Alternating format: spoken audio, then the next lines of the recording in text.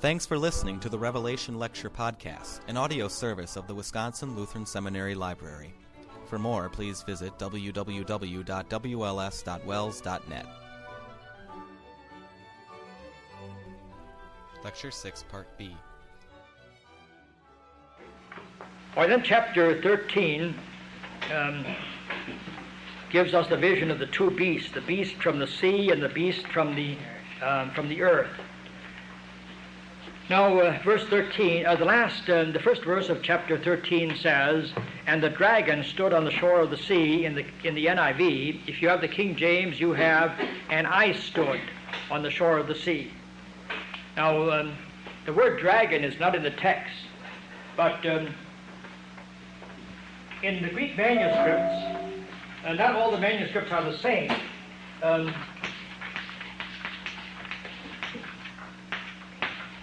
This is, some manuscripts have that reading, and other manuscripts have this reading.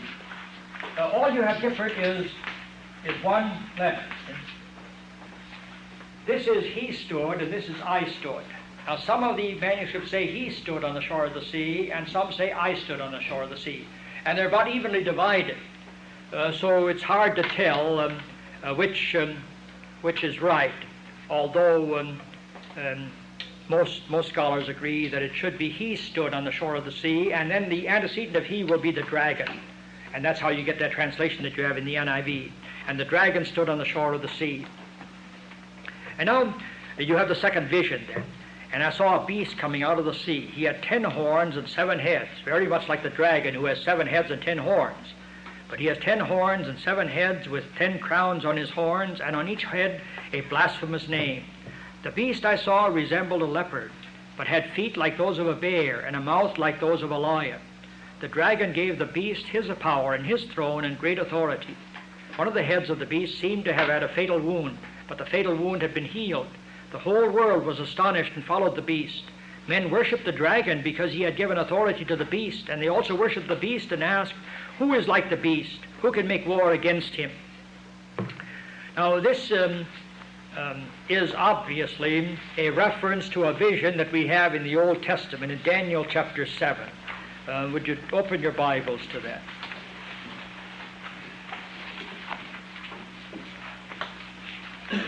Daniel chapter 7, where we have a vision that is interpreted by God himself through the prophet Daniel.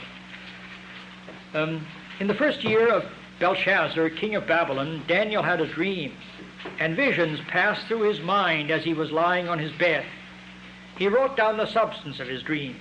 Daniel said, "In my vision at night I looked, and there before me were the 4 winds of heaven churning up the great sea." Remind you of anything? The 4 winds of heaven?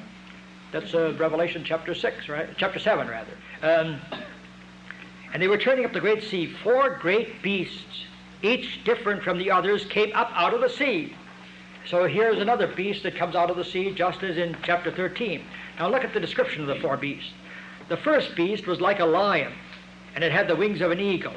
I watched until its wings were torn off, and it was lifted from the ground so that it stood on 2 feet like a man, and the heart of a man was given to it. And there before me was a second beast, which looked like a bear. It was raised up on one of its sides, and it had 3 ribs in its mouth between its teeth. It was told, 'Get up and eat your fill of flesh.' After that I looked, and there before me was another beast, one that looked like a leopard, and on its back it had 4 wings like those of a bird. This beast had 4 heads, and it was given authority to rule. After that in my vision at night I looked, and there before me was a 4th beast, terrifying and frightening and very powerful. It had large iron teeth. It crushed and devoured its victims and trampled underfoot whatever was left. It was different from all the former beasts, and it had 10 horns. Very, very similar to this beast that you see here. There is 4 different beasts. One is like a lion, a lion and a bear and a leopard, and the other is one like a lion, one is like a bear, and one is like a leopard. This beast has the characteristics of all of these 3. And it is a terrible beast like the 4th beast that Daniel saw. Now in Daniel's prophecy, it is very clear that these 4 beasts are the 4 great world empires that often made life miserable for God's people in the Old Testament.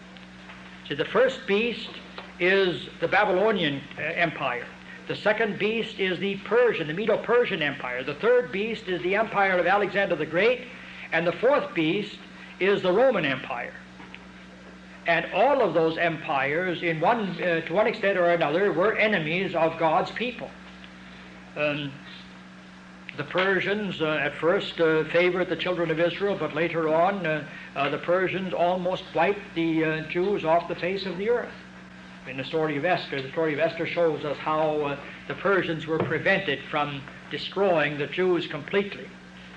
Now, these, in the Old Testament then, these beasts that Daniel spoke of were civil governments which were enemies of God's people. Those beasts came out of the sea too. Now, when the New Testament then uses the same figures, obviously, that are used in the Old Testament, we are certainly justified in coming to the conclusion that what we have described for us here is civil government in its anti-Christian aspect. Every government, every civil government, even the best of them, in some ways is an enemy of the Christian church. We say, well, our government permits us religious freedom. And nevertheless, there are many things that our government does that favors the cause of the devil. You may, some of you, I'm sure, followed in a newspaper the story of that lawsuit in California, which was brought by Kelly Seagraves. I mentioned that once before, in which he sued for the right of his children also to learn that the world did not necessarily come by evolution, but that it might have come by creation. Now, he was not asking that the book of Genesis be taught. All he was asking the government favors, no question about it, that the government of the United States favors the evolutionistic point of view. And the newspapers of our country favor the evolutionistic point of view. The universities of our country would not hire a scientist, for example, who denied the doctrine of evolution. He simply wouldn't get a job if he would do that ahead of time. They sometimes get in, and then because they don't make their point so very obvious to the people who hire them. But if you would ahead of time tell a university that you would like a job teaching biology and tell them that you do not believe in the doctrine of evolution, you would simply not be hired. And those universities are supported by government funds. Those professors are paid by your taxes. Their salaries are paid with your taxes. And there's nothing we can do about it. We simply have to suffer this. And the religion of there is a religion taught in the public schools of our country, which is the religion of secular humanism. Actually, the atheistic view is favored in our schools, at least practical atheism. And the government pays the salaries of all those people who are destroying the Scriptures. When I was still teaching at the high school here in the college, when it was Milwaukee Lutheran Teachers College, then we had a young instructor on the high school faculty who had gone to the University of Wisconsin in La Crosse. And in one of his classes, he said there was a girl in biology class. She got up and she said that she believed in creation. She didn't believe in evolution. And he said the professor just ridiculed her no end, just held her up as a laughing stock for the rest of the class, being so stupid as to believe that kind of thing. And finally he got up and he said to that professor, and he was just a student too, he said, "Look, you have no right to insult that girl this way. She has a right to her opinion, just as you have a right to yours. And you have absolutely no right to hold her up to ridicule before the class." And he was able to do that and get by with it. But if there hadn't been such a young man in that class, that girl simply would have been without any defender of any kind, and would have been persecuted really for her faith. And that professor is paid by your tax money.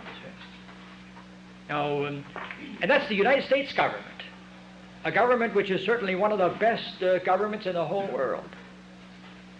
Just think of Russia, for example, what Russia does to the church. Think of what East Germany does to the church. Think of what the government of Poland does to the church, and so on. These are all governments that, in one degree or another, make the life of the church miserable. For example, in East Germany, if you are confirmed in the church, you almost automatically lose your right to attend the university.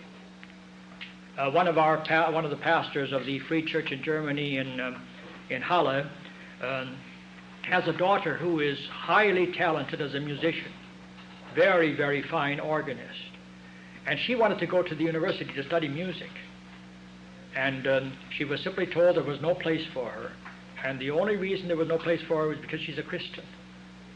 Her two brothers are able to get a higher education because they are studying for the ministry. But that girl has no chance of getting a university training just because she's a Christian. And that's a common practice. Christians are always at the bottom of the list. The only time a Christian gets into the university is if there aren't any other applicants ahead of him. Then he may get a chance to go. Now, that was the land, the land where Luther grew up. See, Wittenberg is just not too many miles from Halle. And there, in that same country where Luther carried on the Lutheran Reformation, today the Christian church simply doesn't have much of a chance to carry out its work. Now, this beast from the sea, then, is obviously civil government viewed as an enemy of God, then. And now the beast was given a mouth to utter proud words and blasphemies and to exercise his authority 42 months. Again, the same period of time. See, here you're 3.5 years again. He opened his mouth to blaspheme God and to slander his name in his dwelling place and those who live in heaven. He was given power to make war against the saints and to conquer them. And he was given authority over every tribe, people, language, and nation. Well, see, there you have it identified. These are the authorities over all the nations of the world, over all the peoples of the world. All the inhabitants of the earth will worship the beast, all whose names have not been written in the book of life belonging to the Lamb that was slain. And now that last phrase, from the creation of the world, belongs either to the phrase, the Lamb that was slain, or it belongs written in the book of life from the creation of the world. And the alternate translation that you have at the bottom of the page points that out. And as I said before in answer to that question that was asked, when you get to this, when we get to that particular passage, I'll call your attention to it again. There you have the same phrase, is the book of life written from the foundation of the world without the phrase of the Lamb slain, of the Lamb that was slain. So that's why I think it probably belongs together with the book of life written from the foundation of the world. But what book is that, by the way? Well, that's a reference to the doctrine of election. See? From eternity, God chose us to be His own. And the book of Revelation describes that as God writing our names in His book. It's obvious that those whose names are written in the book are the people who don't worship the beast, who recognize the beast as an enemy, and that obviously is the Christians, and their names have been written in the book of life from the foundation of the world. In Ephesians chapter 1, Paul says that blessed be the God and Father of our Lord Jesus Christ, who hath blessed us with all spiritual blessings in heavenly places in Christ, even as He has chosen us in Him before the foundation of the world, that we should be holy and without blame before Him in love, having predestinated us unto the adoption of children by Jesus Christ to Himself, to the praise of the glory of His name, and so on, to praise of the glory of His grace, wherein He hath made us accepted in the Beloved. So, from the foundation of the world, God has chosen us to be His own, says St. Paul. John talks about a book, the book of life, in which are written the names of all those people who belong to God. who do not worship at the shrine of the beast. But he who has an ear, let him hear. If anyone is to go into captivity he will go. If anyone is to be killed with the sword he will be killed. This calls for patient endurance and faithfulness on the part of the saints. If the civil government will throw Christians into prison, civil government will kill Christians, and there is nothing we can do to keep them from doing that during the 42 months. When the 42 months are over, then civil government will lose its authority over God's people completely. We will look for a new heaven and a new earth wherein dwelleth righteousness. So the beast from the sea, then, is civil government, all the civil governments of this world in their anti-Christian aspect.